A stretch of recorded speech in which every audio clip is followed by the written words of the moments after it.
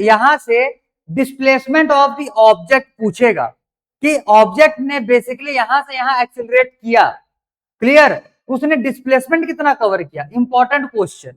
तो बेसिकली यहां से हम लोग नेक्स्ट पॉइंट बनाते हैं,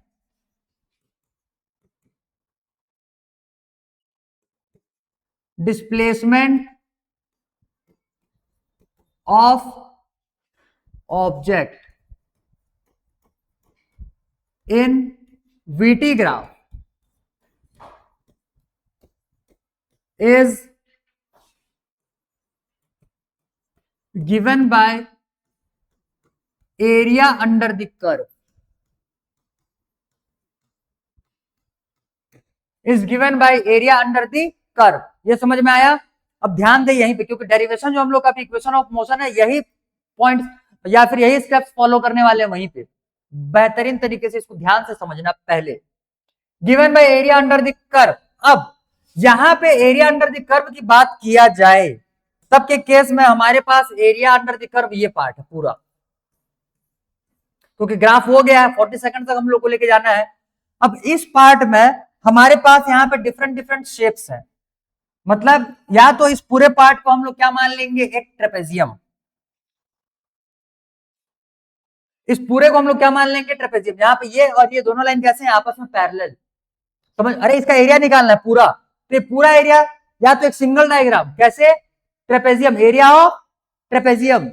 दूसरा क्या है यहाँ पे, दो, या तो ये area of rectangle plus area of triangle, दोनों में से वही वैल्यू आने वाला होगा। तो जिनके फॉर्मूले पता होंगे वही वैल्यू यहाँ पे या वही फॉर्मूला यहाँ पे यूज कर लेना, वैलिड है। समझ में आ गया? तो बेसिकली यहाँ पे ध्यान देना, so area under the curve,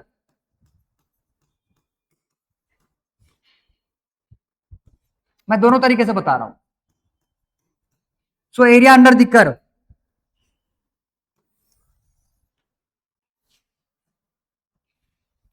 दो तरीके से देखेंगे। पहले नंबर पे एरिया ऑफ ट्रेपेजियम,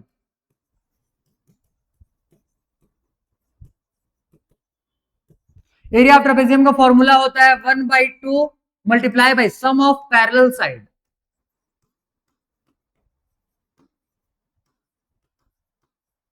और मल्टीप्लाई बाई होता है हाइट।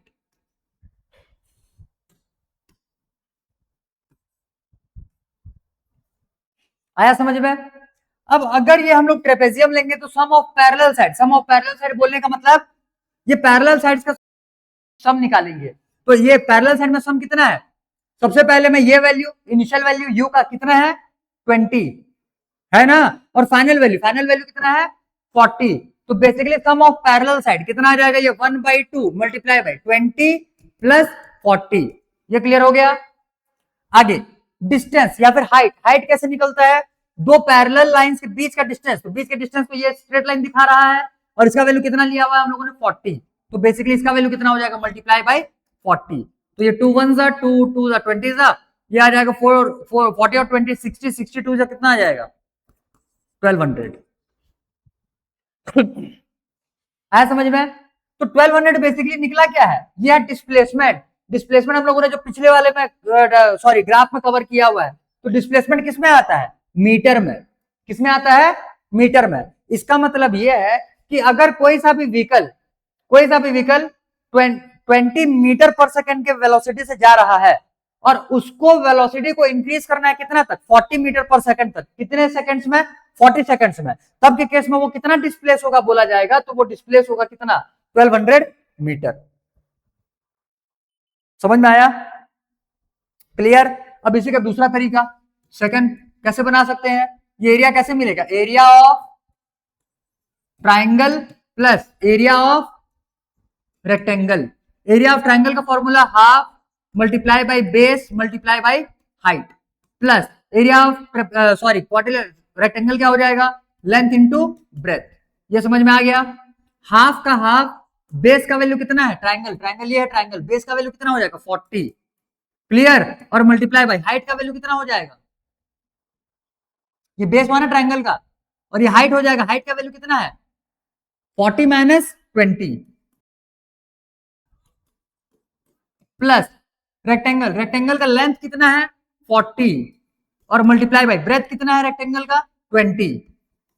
ये समझ में आ गया? इसको सॉल्व कर देंगे, ये आ जाएगा 2 1 2 20 और ये हो जाएगा 20, मतलब 20 मल्टीप्लाई बाई 20 प्लस ये कितना हो जाएगा 440 मल्टीप्लाई बाई 20, ये आ जाएगा 400 और ये आ जाएगा फिर कितना 800 इक्वल टू कितना हो गया 1200 मीटर। आया समझ में? क्लियर है?